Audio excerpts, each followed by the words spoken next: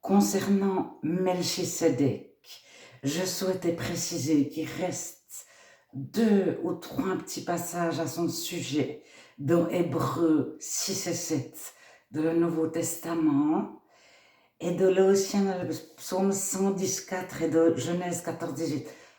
C'est l'argent à donner à Melchisédek et le pain et le vin, et que Jésus est de la même classe, du même genre, de la même race, de la même taxi. En grec, c'est taxi. En français, on pourrait dire taxinomie, comme nous sommes des mammifères. Alors, il y a clairement eu une volonté de l'histoire de garder le pain et le vin et l'argent à la religion en place. C'est tout ce qui importait.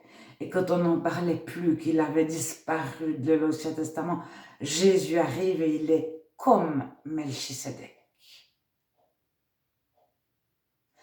Mais on ne retrouve nulle part les enseignements réels de Melchisédek. Alors il y a bien de la grotte 11 de Qumran. Donc ça fait 11 Q, c'est son numéro.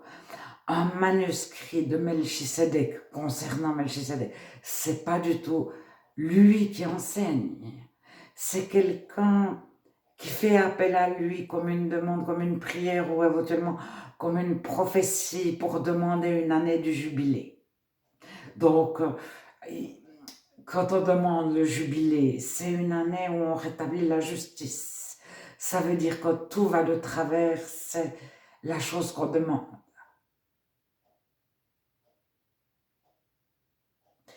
Et donc, c'est le 11Q13. C'est le manuscrit de Qumran, donc Q de la grotte 11, numéro 13. Alors, il est parlé de lui en anglais sur Wikipédia.